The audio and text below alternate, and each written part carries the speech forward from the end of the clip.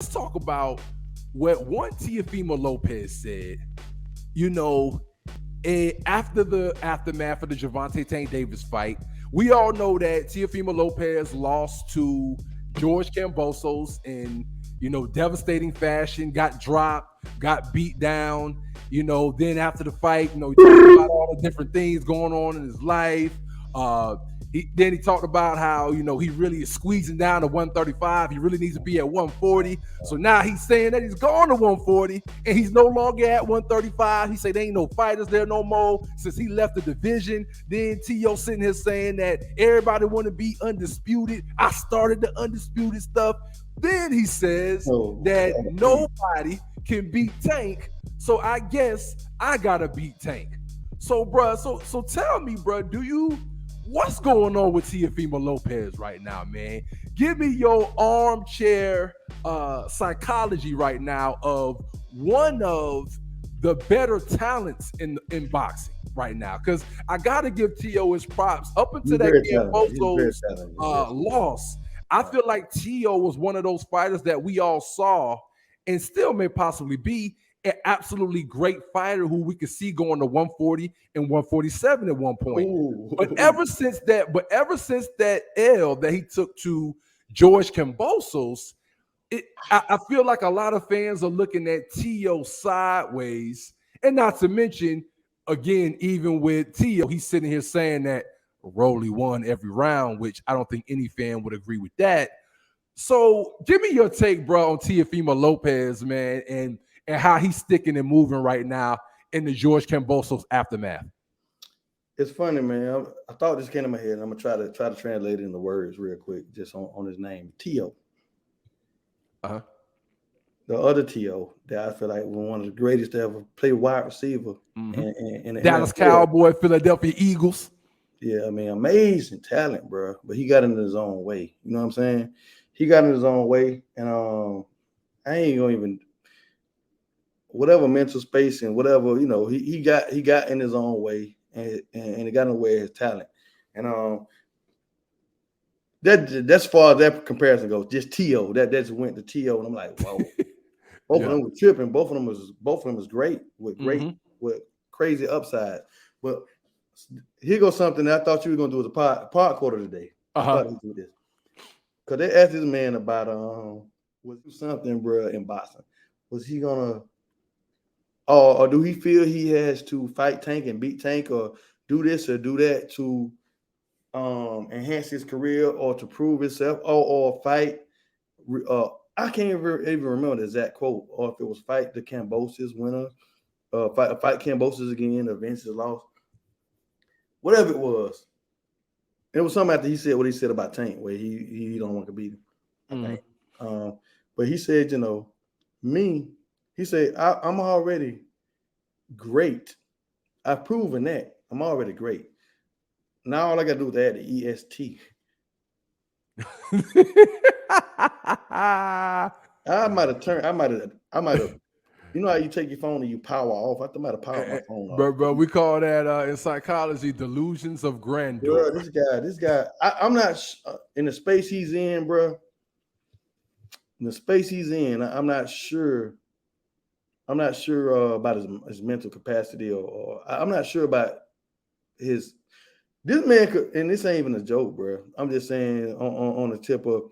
I hope this man might go if he go do something crazy tomorrow, bro. Be on national news. I wouldn't be surprised, because I just feel like you just have when people go do some crazy psychotic stuff, and then they say they mental health and this and this and this. This man, he's not there, bro. I don't. He's not really there. So, I don't got a lot of high expectations for this man. I'm pulling for him to get it together and prove himself in the boxing ring, man. But I don't really want him doing interviews anymore. I don't want to hear his take on that. Hey, man, the thing is that I'm rooting for T.O. to kind of pull it back together and still be successful in the ring. But I will say with T.O., man, that what I think a lot of fans are observing in T.O. is a fighter who was always winning on every level of boxing. And then now for the first time, he got beat in front of everybody like he's never been beat before.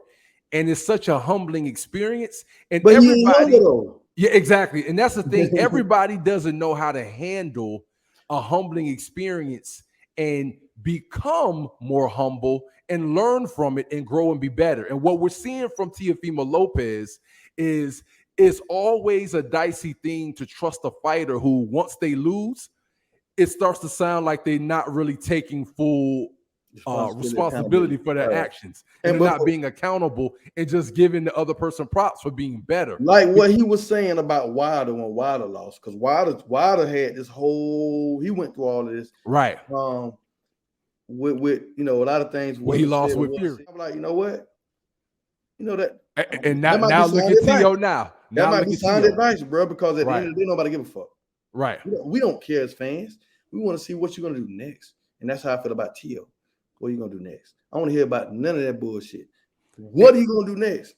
And I only want to see you, Tom, man, bro. Like just fight your next fight, get in position, and do your talking inside the ring, because you need a publicist bad. Hey, bro, because the thing is, man, is that we've just seen him make too many excuses. So again, man, I'm rooting for him at 140 pounds, bro. But for him to sit there and say, man, I guess nobody could beat Tank. Now I gotta beat him. Like, look, bro. You already went up to 140, and at this point, in my opinion, he's just saying. You don't make an excuse about 135, even though Tank can make 140. Right, exactly, but here's the catch: even Tio making that statement is just Tio trying to snag at another payday. That's all that really is. Because here's the thing: Tank is not gonna entertain going up to 140 to fight a Teofimo Lopez, not until Tio gets into the 140 division and get a belt. Exactly. Get a belt and establish himself at 140 pounds. So at the end of the day, right. So don't got no damn belt. Exactly. So at the end of the day, man, even Tio saying that, what he did after the Tank fight, bro, that, in my opinion, was just Tio still trying to snag at a payday, because he knows that now, after he's made the excuse of the weight drain at 135, he knows that he's got to turn around and rebuild himself all the way back up at 140. And right now, I don't see any immediate mega fights for him that he's going to land in the next year at 140. So you're talking about a significant pay cut and what they're going to pay you, and a number of different things regarding that, bro. But nevertheless, bro, I'm rooting for Tio, man, even though, you know, from a fan's perspective, we're not really fans of what he's saying post the Mboso's loss. But hopefully Tio, man, can pull it together, man, and shake something, bro. Early. But